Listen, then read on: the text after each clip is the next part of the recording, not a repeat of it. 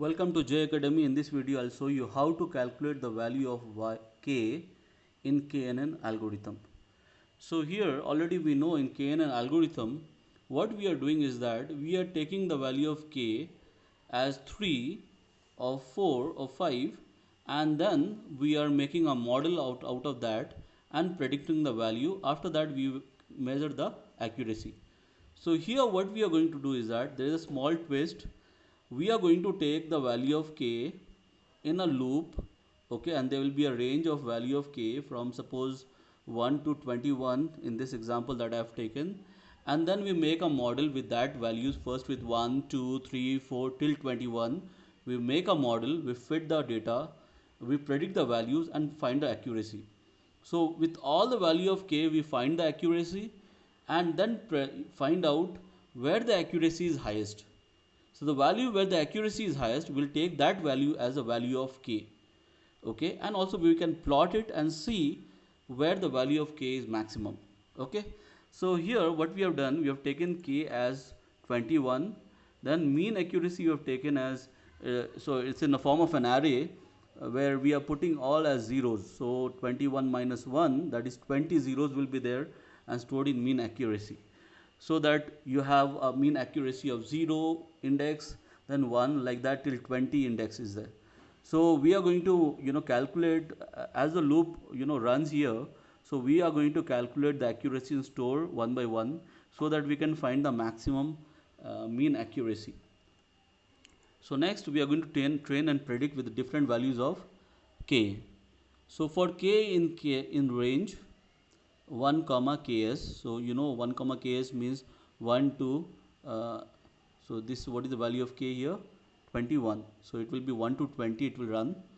So neighbor equal to k neighbor classifier, n underscore neighbor equal to n. So in the first the value of n equal to 1. So here we are taking one neighbor classifier, it will become, then fitting the training data in the model, and then next we will predict the data x test, and after predicting we'll find the accuracy from the y test comma y hat, which is my predicted value. So like that this loop is going to run from 1 till 20 value of k, and you're going to get the different value of accuracy stored in the index. After that we can print the value of, so we run this. Now we will print the value of your mean accuracy, and then we find out that 0.977, that is the highest one, and with k equal to 3. Okay, so we can print, we can write here the best accuracy equal to mean accuracy dot max. So whatever is the maximum value you can get, and with k equal to mean underscore accuracy dot argmax plus 1. So you have to take the value of k, which will be the maximum index plus 1. Okay, that will give you the right index, because the indexing starting was 0 1 2 in an array, and we got the output as the best accuracy is 0.977 with k equal to 3. Okay, so we can plot the your mean accuracy. We can plot like this. So we already have imported matplotlib.py plot as plt. So we'll use plt.plot. The value of x is range 1 comma ks, comma y is mean acc, that is mean accuracy, and it will be in the color of green. Okay, you can change the color into red as well. Okay, then we will give the legend. So plt.legend is accuracy, and your x label and y label. So y label is accuracy and x label is your number of neighbors. Okay, then it's a tight layout, and plt.show is going to show the plot.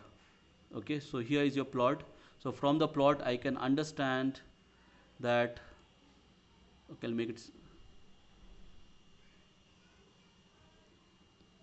what you can understand from the plot, that at the value of around k, yes, you have a maximum accuracy, and even if you increase the value of k, the accuracy is not going to increase. Okay, so you can take k equal to 3 in this case.